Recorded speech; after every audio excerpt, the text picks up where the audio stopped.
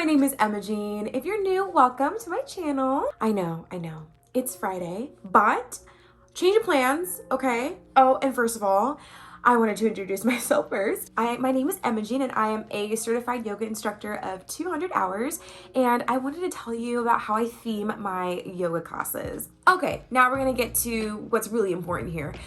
I know it's Friday. I told you I was gonna do one day a video for the week. I know. Okay, so I was not tired. I just kind of didn't feel like filming, and I thought it was a good idea because on Saturdays I am in the studio and I wanted to film a yoga video.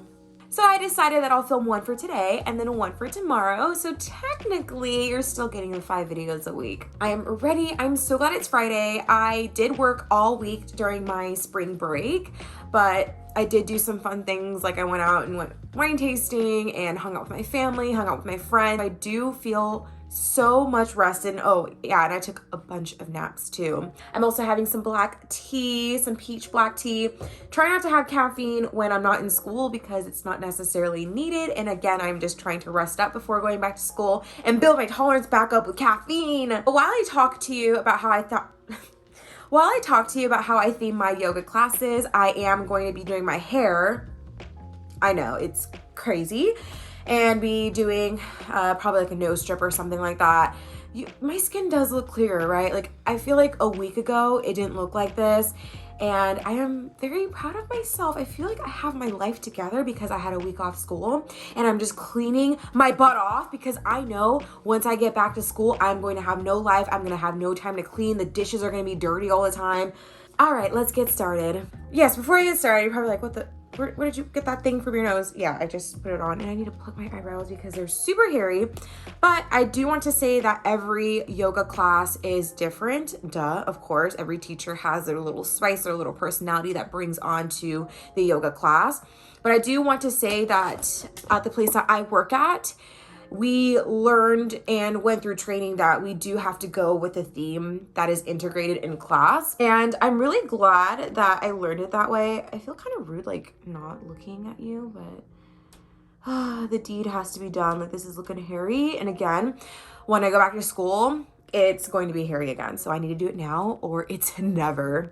I feel like it is so much easier actually to have a theme in class, and it really helps me with cycling too. I know this is about yoga, but when I teach cycle too, I try to have a theme and stick with it throughout the entire class. So I have things that kind of bring you back to what the theme is throughout class, if that makes sense. And with that theme that we do have in class, I always try to make it of what I'm going through. You might think that's such a no-brainer, but I don't think a lot of people do that. I think they think of a theme and just kind of run with it and they're able to build off of that. For me, I have a harder time doing that and I feel like it's not as genuine if I do it that way.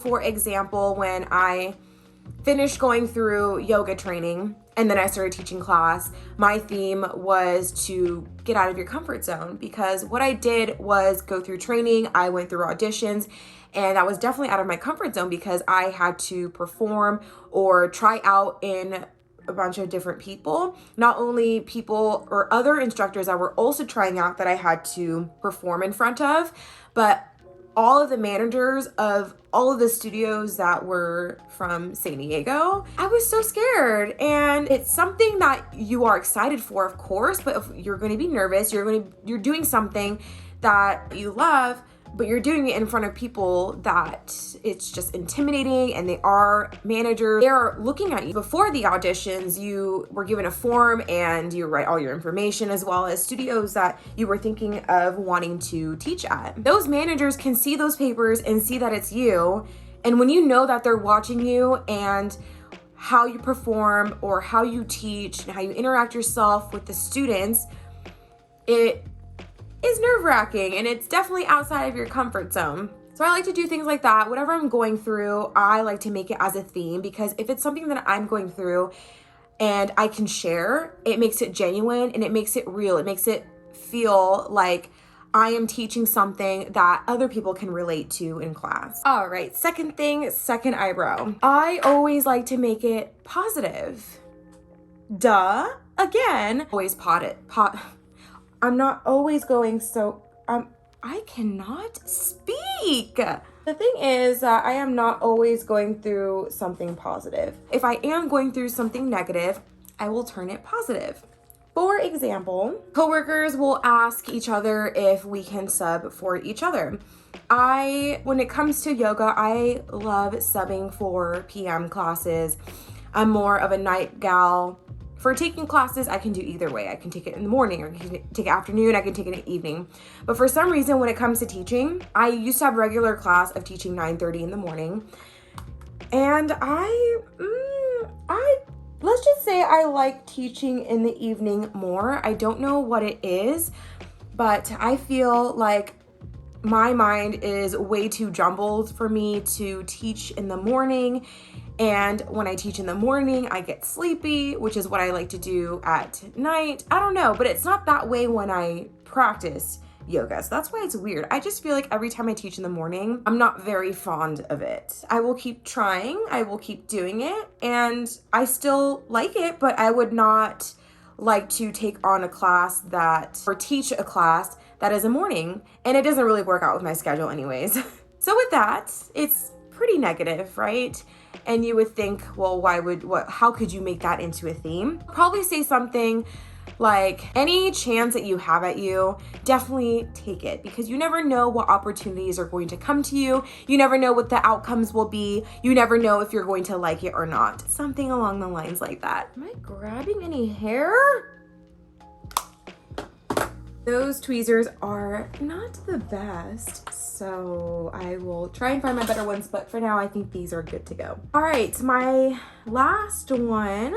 Oh yes, so this is my favorite one, because I feel like you can definitely say a theme for your class in the beginning, and that's it. And it's fine. I've taken classes like that, but if you say a theme, I would like to remember it throughout class. There's some classes where I've taken, they say it in the beginning and the end, but then when it's at the end, I'm like, oh yeah, that's what the theme was. For me, I like to say it the entirety of the class. I'll say things that will tie back to it, different ways to say what the theme is, so that students remember it. If my theme was something about staying grounded, I would say things such as ground down through the four corners of your feet, or stay rooted in the four corners of your feet as you stand tall throughout your spine. Because I don't want to say the same thing again, I would like to say the same theme in different wording. At the bare minimum, I will do beginning for sure. I will do it twice, because I'll say it in front of class as I sit down and say hello and my name is Emma-Jean. And I will say it again when we go through the intention, when we're standing at attention, close our eyes, have our hands at our heart. Then I will say it a little bit through cues during class.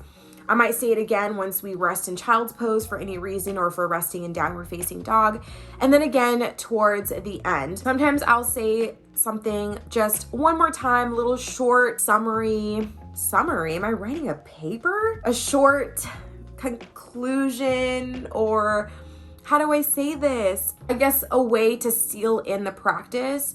Usually when we bow down, we say namaste. I'll do it after that.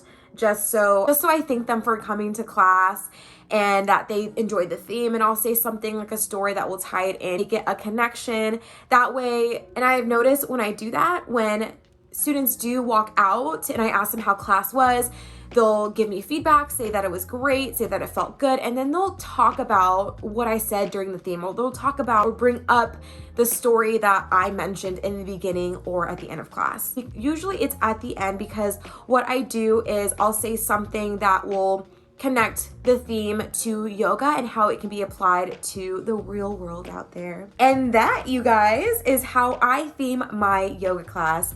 I hope you enjoyed my video. And I know I didn't do one yesterday for Thursday, but I will give you one tomorrow because I will be at the studio. I will probably be going in depth of a certain pose. We will see which one it will be. So stay tuned for that tomorrow. Like and subscribe, and I'll see you in my next one tomorrow. Bye.